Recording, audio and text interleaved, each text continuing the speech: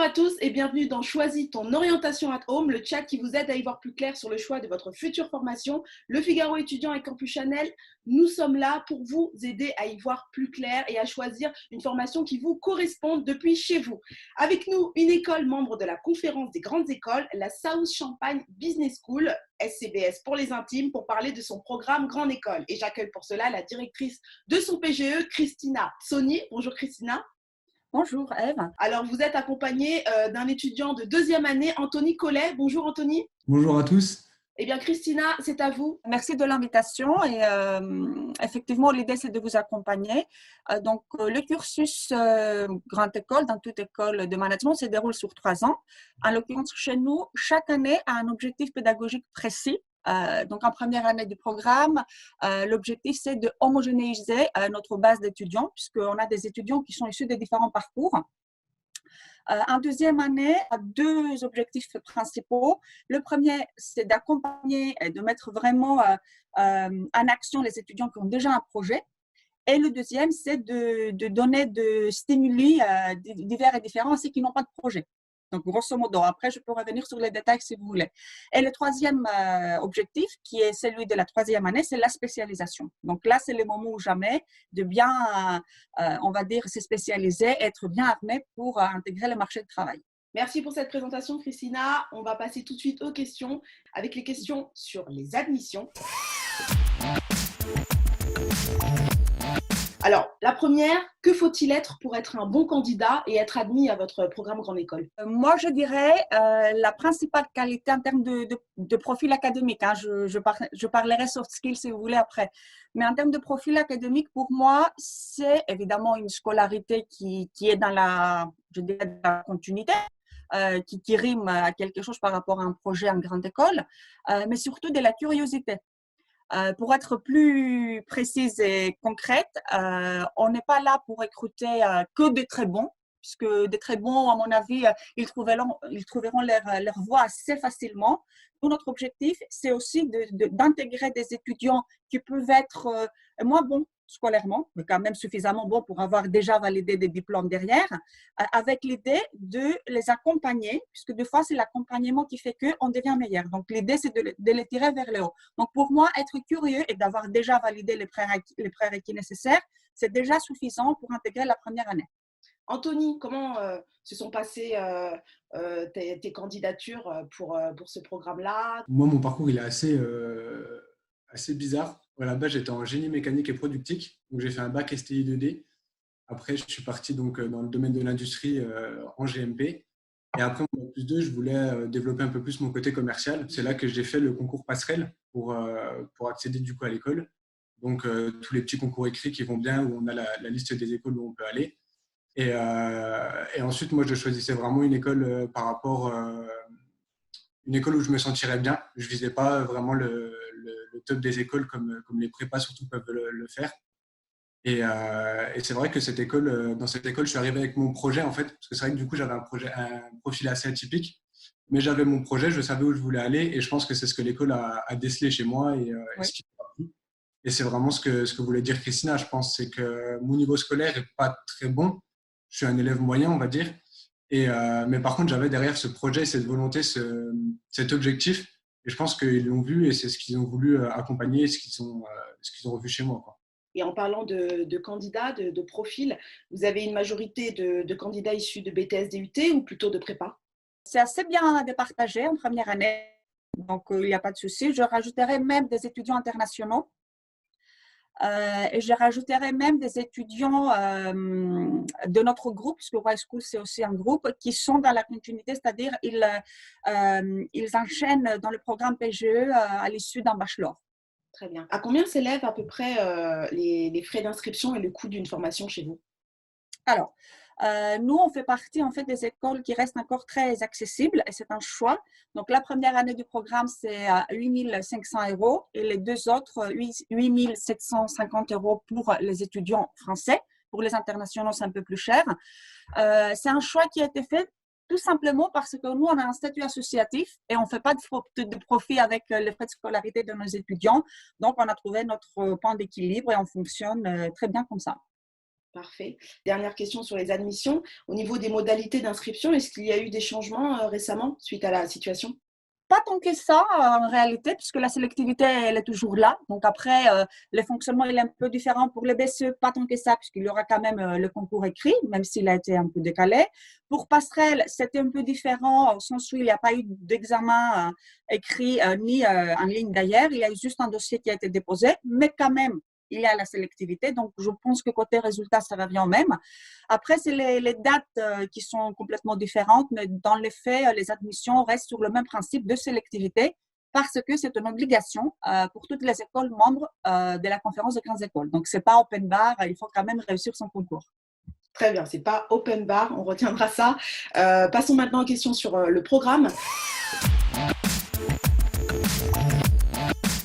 À quoi ressemble une semaine d'intégration, mais aussi le calendrier et le rythme des élèves dans votre programme? Alors là, je me tourne vers Anthony. Ta semaine d'intégration, elle s'est passée comment? C'était super sympa. Ils avaient mis quelque chose en place, un team building. En ce moment, il y a pas mal d'entreprises aussi qui s'y mettent, etc. Et c'était super sympa parce qu'en fait, au final, ça nous force à se connaître d'entrée de jeu. En plus de ça, il y a surtout la vie associative qui prend un énorme rôle à ce moment-là. Et ça, on en parlera en dernière partie. L'école vit avec la vie associative et la vie associative vit avec l'école. Et c'est vrai que c'est l'avantage aussi de cette école qui a le statut associatif et qui est à taille humaine, vraiment. C'est que les profs y participent aussi. Et vraiment, c'est une semaine, la première semaine, on ne l'oublie pas, quoi. Et au niveau du calendrier et du rythme des élèves, alors? C'est des semaines, je saurais pas quoi dire exactement. Hein, c'est des semaines Tes horaires dans une journée à peu près, une journée type. En moyenne, c'est du 9h, 12h30 à peu près, et après on reprend à 14h jusqu'à 17h, quoi. C'est des semaines, c'est des modules. Donc en gros, on a une demi-journée, c'est une matière en fait. Donc ça permet de l'approfondir assez bien, de voir pas mal de choses, de mixer un petit peu les TP et les cours. Généralement, au début, on fait le cours théorique, et dans la deuxième moitié du cours, on met en application pratique. Donc ce qui permet d'imprimer les choses assez bien et de rendre le cours un peu plus constructif avec les profs. Donc c'est assez sympa. Christina, je crois Oui. savoir que vous proposez aussi de l'alternance. Oui, l'alternance, comme le nom l'indique, c'est des semaines en école et des semaines en entreprise. Chez nous, le format, c'est une semaine à l'école, 3 ou 4 semaines en entreprise, puisque c'est le format qui a été demandé par nos partenaires. Et par ailleurs, juste pour la petite histoire, on est quand même très, très, très bien classé en termes d'alternance, surtout par rapport à notre taille au sein de la conférence des grandes écoles, puisqu'au dernier chiffre, on était quand même 6e. Donc, c'est plutôt bien pour les jeunes qui veulent poursuivre dans ce format-là. Vous proposez quel parcours pour quelle spécialisation? Moi, je ne ferai pas forcément. C'est sûr qu'en troisième année, il faut prendre la spécialisation qui correspond au projet. Donc là, effectivement, les matchs, il doit être parfait. Mais ça ne veut pas dire qu'il faut avoir le raisonnement spécialisation dès la première année. La première année, de toute façon, elle est généraliste, donc la question ne se pose pas. C'est au contraire le moment où on peut faire un petit peu des expériences atypiques, on peut faire des stages dans des domaines qu'on a envie de tester. Donc la spécialisation, ce n'est pas forcément là tout de suite. En deuxième année, ça peut être la spécialisation tout de suite, surtout pour ceux qui vont faire de l'alternance, puisque la logique, c'est de trouver une entreprise dans laquelle vous allez poursuivre pour les 2 ans de master. Ou alors, ça peut être tout simplement, encore une fois, partir à l'international et ne pas faire de l'alternance ni des spécialisations, puisque ce n'est pas de formats qui sont compatibles. Donc, ça dépend. Hein. Moi, je suis la spécialisation en dernière année, et c'est quand même l'objectif principal. Mais ça ne veut pas dire qu'il faut avoir, je dirais, un cursus très, très spécialisant dès la première année. Et au niveau du coup, des spécialisations? Alors, au niveau des spécialisations, nous en avons 9 à l'heure actuelle, que moi, je répartis dans 3 catégories. La première, c'est la catégorie que je qualifie de classique. Et là-dedans, je mets toutes les spécialisations qu'on peut trouver dans toute école de la conférence des grandes écoles. Finance, comptabilité, c'est un bloc, marketing et ressources humaines. Ça, c'est les classiques qu'on trouve partout. Et c'est aussi classique parce que c'est des spécialisations pour lesquelles il y aura toujours une demande par les entreprises. Donc, en termes de recrutement et de débouchés, il y aura toujours de la demande. Et c'est assez rassurant pour les étudiants qui recherchent quelque part les valeurs sûres. Donc, pourquoi pas? Par ailleurs, chez nous, toutes les spécialisations classiques, elles sont proposées aussi en alternance, pour être sûr que les étudiants seront recrutés à la fin. Deuxième bloc, c'est les différenciantes. Là, on aura des spécialisations qui sont soit propres à l'école. Par exemple, je prends notre spécialisation en entrepreneuriat qui est quand même assez spécifique puisqu'elle est très, très en lien avec la Technopole de l'Aube et ce n'est pas forcément systématique dans d'autres écoles. Et je prends aussi la spécialisation du Strategic Design Management qui est une spécialisation que nous faisons avec l'école de design. Tout ça pour dire qu'il y a des spécialisations qui sont propres à certaines écoles ou alors, dans la même catégorie des différenciantes, je mets des spécialisations qui existent ailleurs, mais pas forcément sur le même format. Donc, je prends l'exemple de la supply chain chez nous. Nous, on l'a exclusivement en alternance, par exemple. Alors, Anthony, quelle spécialisation tu... J'ai juste un troisième bloc, mais bon, on peut revenir. Troisième bloc, allez-y. Et ensuite, c'est les nouveautés. Tous les ans, on essaie d'avoir une nouveauté. Là, la dernière rentrée, donc, c'était une spécialisation propre à la banque pour former au métier de conseiller de la clientèle des pros. Très bien. Alors, il y a pas mal de blogs, pas mal de spécialisations. Anthony, laquelle, toi, tu es dans quel bloc? Du coup, moi, j'ai le parcours alternance. Donc, moi, mon objectif, je suis chargé de développement dans une startup de développement commercial. Donc, moi, j'ai choisi International Sales Development and Marketing. Donc, je pense que c'est la formation qui me correspondait le mieux par rapport à mon métier actuel. Et en plus, c'est en anglais, donc ça va me faire pas mal travailler l'anglais. C'est plutôt pas mal. Il faut le TOEIC à la fin aussi. Donc, le parcours à la carte, c'est possible du coup, le parcours personnalisable. En fait, quand on dit parcours à la carte, ça veut dire qu'en deuxième année, on peut choisir parmi 4 parcours. Mais on ne peut pas piocher entre parcours. Donc, voilà, c'est un parcours qu'on peut choisir, qu'on va suivre un bloc par la suite, mais on ne peut pas mélanger entre parcours. Très bien. Si je peux me permettre, parce que chaque parcours, il est designé de façon à pouvoir satisfaire les besoins des étudiants qui l'ont choisi. Donc, il n'y a pas besoin de piocher, tout est inclus. Anthony, tu as commencé à en parler. Quel est le type de profil des enseignants? Et ensuite, on voudrait aussi avoir l'avis de Christina, qui est enseignant-chercheur. Oui, tout à fait. Franchement, vous avez Christina qui est devant vous. Hein. C'est un des meilleurs exemples. C'est des profs qui sont très disponibles, très proches. L'avantage, c'est qu'en effectif, je pense qu'on est à peu près moitié par rapport aux plus grosses écoles. Et vraiment, ils cherchent à faire des petits groupes. On travaille souvent en groupe, comme je vous disais, les matières, on essaie de faire des débuts théoriques et après la pratique. Et vraiment, les profs sont là, sont disponibles, ils sont là pour nous accompagner, même pour des projets perso, parce qu'il y en a énormément qui arrivent avec des projets personnels derrière aussi. Et les profs sont là pour nous accompagner. J'ai même une petite anecdote à raconter avec Christina d'ailleurs. Je ne sais pas si vous vous rappelez pendant… Attention, ne dévoile pas trop. Dans notre classe, on avait on avait voulu faire du coup pour le principe de la cohésion, etc. Un peu tous se connaître. Je ne sais pas si vous connaissez le Secret Santa. C'est un Père Noël aléatoire et Christina s'était joint à nous pour cette activité. C'était plutôt sympa. C'était plutôt sympa au final et c'est pour vous montrer vraiment la proximité qu'on a avec les profs. C'est pas juste des dires, c'est pas de la proximité, on va dire informatique comme on pourrait avoir. C'est pas juste ils sont disponibles en répondant à nos mails, quoi. On peut aller toquer à leur bureau, ils sont là, on peut même les appeler, etc. Il n'y a pas de souci. Alors, à part Père Noël, Christina, vous avez plusieurs vraiment rôles, plusieurs professions, dont enseignant-chercheur.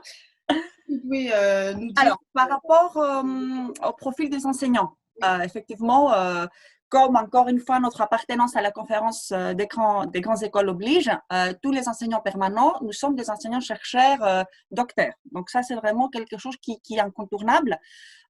Donc que ce soit chez nous, que ce soit à l'ESSEC, et je prends, si vous voulez, un peu cet exemple exprès, c'est le même profil d'étudiants, on a fait les mêmes écoles, on fait les mêmes conférences et on publie dans les mêmes revues à comité de lecture. Donc le profil, académiquement parlant, c'est le même.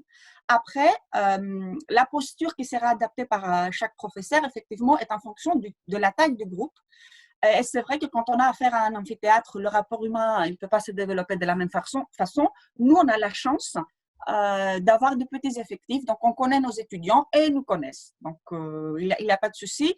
Je précise aussi que pour moi, la première, on est quand même largement une faculté internationale.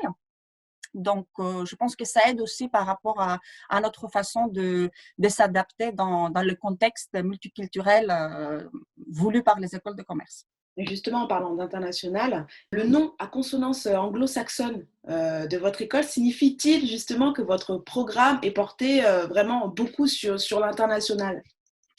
Oui, c'est le cas, mais c'est le cas aussi dans toute école de management de la conférence des grandes écoles. Et je dirais même que, surtout en deuxième année, partir à l'international, c'était presque, je dirais, une obligation. Pour ne pas dire que ça reste toujours une obligation dans certaines écoles. Donc oui, on est tourné vers l'international. On a beaucoup de partenariats, plus d'une centaine. Donc chaque école après elle a son propre fonctionnement. Par rapport à cet aspect et surtout dans le contexte actuel, moi ce qui me fait plaisir, c'est de savoir que chez nous, on a aussi un parcours qui s'appelle Parcours France et qui fait que les étudiants ne sont pas forcément obligés de partir à l'international. Je pense, en tout cas vu les demandes que je reçois actuellement, je pense que c'est rassurant de savoir que l'année prochaine, vous ne serez pas forcément obligé de partir à l'international et si vous ne le faites pas, vous ne serez pas pénalisé académiquement. Donc, je pense que c'est rassurant aussi de savoir, oui, on fait de l'international, mais dans un contexte actuel d'urgence sanitaire, c'est peut-être aussi pas forcément ce qui est voulu par les étudiants. Très bien. Alors, vos étudiants peuvent partir. Toi, tu es en deuxième année, je le rappelle. Anthony, tu as pu en bénéficier déjà? Moi, comme j'ai choisi le parcours alternance dès la deuxième année, du coup, il n'y a pas de CUE. Possibilité. Il n'y a pas moyen de partir à l'étranger. Après, enfin, tous ceux de ma classe, c'était mitigé. C'était à peu près divisé en deux, je dirais. Il y en a beaucoup qui sont partis à l'étranger. Et aujourd'hui, je ne sais pas si je regrette ou pas. Parce que c'est vrai que l'alternance, c'est comme une super opportunité. Après, partir à l'étranger, je pourrais le faire plus tard par moi-même. Mais l'expérience que je prends aujourd'hui, ce n'est pas négligeable non plus. Mais le parcours à l'étranger, il y a un truc qui est vraiment intéressant dans cette école. Ils mettent un gros point dessus. Et c'est encore un avantage d'avoir des petites promos, c'est qu'il y a plus d'offres en fait, pour partir à l'étranger qu'il y a d'étudiants. Donc l'avantage, c'est que tout le monde a quasiment son premier vœu. Donc ça, c'est un super point positif aussi. Et pour le parcours France aussi, ce qui est super qu'ils le proposent, c'est que par exemple, j'ai des amis aussi qui sont arrivés dans l'école en montant déjà leur entreprise. Et donc, du coup, ils ne peuvent pas se permettre de partir à l'étranger. Ils n'ont pas forcément besoin d'une alternance ou ils n'ont pas forcément envie de le faire dans leur boîte. Et du coup, ça leur permet en fait d'être à l'école, d'avoir les compétences et de les mettre en application aussi dans leur entreprise à côté sans avoir les contraintes d'alternance ou d'étranger. C'est un côté sympa. Ça tombe bien que tu parles d'entreprise, puisqu'on va passer aux questions sur les débouchés. En termes de débouchés, on est tout à fait dans la moyenne de la conférence de grandes écoles, c'est-à-dire que nos étudiants, ils sont recrutés dans le même secteur d'activité. Traditionnellement, les premiers qui recrutent quand même les diplômés des écoles de management, c'est la grande distribution, le conseil et la banque. Donc ça, c'est les trois premiers, je dirais, secteurs d'activité.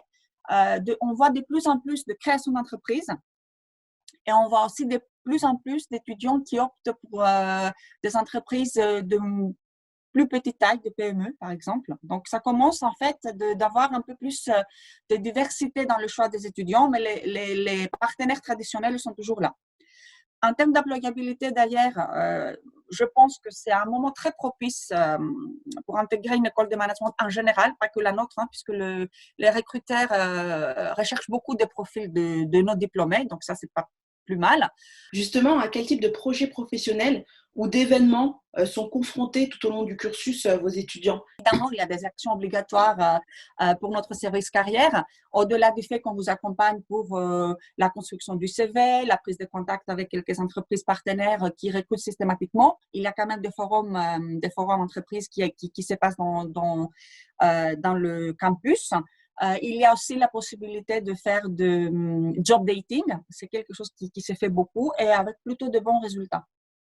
Comment ça se passe pour la majorité de vos étudiants post-cursus en fait? Est-ce qu'il y en a beaucoup qui arrivent à avoir un travail vite? À l'heure actuelle, le taux de recrutement des diplômés des écoles de management, il a carrément explosé. Concernant les alternants, on a 98% de nos étudiants qui sont déjà en poste avant d'être diplômés. Donc, ils sont carrément absorbés par les entreprises qui les ont formés finalement via l'alternance. Et pour les étudiants qui sont des non-alternants, ce taux, il monte à 94%.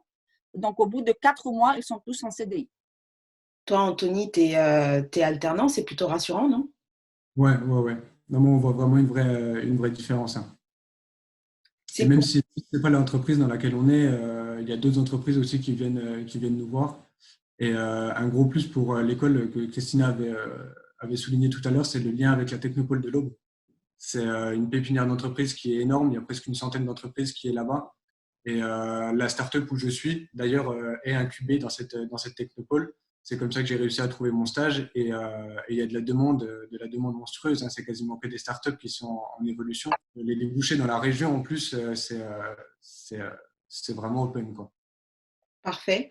Alors, cet enregistrement touche presque à sa fin, mais on a le temps de parler de la vie associative et de la vie étudiante, très importante, n'est-ce pas, Anthony? Alors, tu l'as dit, hein, dès le début de cet enregistrement, la vie associative ici, elle est dense, elle est rythmée. Alors, qu'est-ce que tu peux nous dire justement sur l'activité associative sur votre campus? Comme vous l'avez dit, un rythmé, déjà, le campus est gros, comme on a plusieurs écoles, et toutes les écoles se regroupent pour faire une seule. Toutes les écoles se regroupent dans les différentes associations, on va dire. Il y en a pour tout, il y a le bureau des arts, le bureau des sports, le bureau des étudiants, comme partout. Il y a la Gate Junior qui est un peu plus professionnelle, on va dire, pour ceux qui veulent mettre un petit pied déjà dans l'entrepreneuriat. Il y a vraiment pour satisfaire tout le monde. Et de toute façon, d'entrée de jeu, dès la première année, on est rentré dans le bain. Déjà, avec la première semaine aussi, le BDE et le BDS mettent de bon cœur pour rendre la vie agréable. Et ensuite, il y a les campagnes. Donc, c'est les listes BDE qui se battent, les listes BDE, BDS qui se battent. Qui va faire… parce qu'il faut en parler, hein, on fait pas mal de soirées aussi. Donc, qui va faire… Christina qui fait oui de la tête, oui. Je ne suis pas invitée et je n'irai pas parce qu'il faut quand même garder un peu de distance, mais oui, je confirme. Il y a beaucoup de soirées. Et même dans l'école aussi, il faut apporter de la vie et c'est un moment qui est super sympa parce qu'en fait, le matin, on fait des petits déjeuners, même pendant la pause, le midi, on fait des petits déjeuners, des repas, etc. Il y a des activités l'après-midi, tout ça. Donc, on arrive en fait à lier un petit peu le côté académique en étant cool en cours et en écoutant.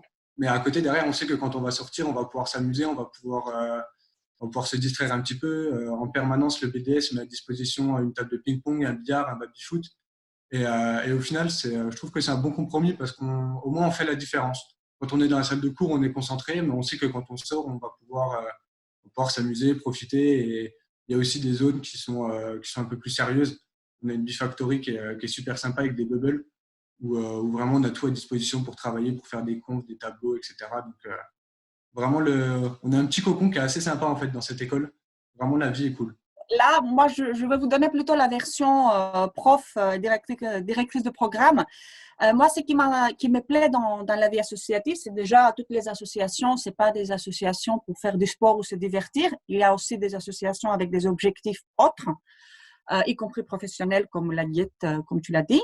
Moi, ce qui me plaît, c'est que la vie associative, c'est aussi je dirais, un module d'apprentissage, puisqu'il y a toute la partie gestion de projet qui est revue et mise en application. Donc ça me fait plaisir. Ce qui me fait aussi plaisir, plutôt, je dirais, ça me rassure, c'est le fait que les étudiants ne sont pas lâchés comme ça à faire tout ce qu'ils veulent. Il y a un responsable des campus, un responsable des associations, donc il y a quand même de l'encadrement parce que les associations gèrent des projets et des budgets. Donc, il ne faut pas qu'il y ait de malentendus là-dessus. Donc, pareil, c'est un encadrement qui est tout aussi important et qui permet aux étudiants d'apprendre autre chose que l'académique. Merci Donc, Christina. vive les associations. Les associations, juste pour terminer sur la vie étudiante, vous pouvez nous rappeler le campus historique, où se trouve-t-il? Alors, le campus historique, il est à Troyes, dans la ville de Troyes, qui est tout à fait sympathique. Quelques écoles du groupe ont des petites antennes aussi ailleurs dans le territoire, mais le campus, comme vous dites, traditionnel, classique, il est quand même sur Troyes. Alors, cet enregistrement touche à sa fin. Le petit mot de la fin pour tous les deux. On commence par Anthony, puis on termine par Christina. Moi, je vous dirais en tout cas bon courage à tous. Et surtout, soyez vous-même. Hein. Toutes les écoles, de toute façon, je pense que c'est pareil. Elles cherchent des projets, des personnalités. Donc choisissez surtout aussi l'école qui vous correspond. Et bon courage pour la suite. Hein. Choisissez le parcours qui vous correspond.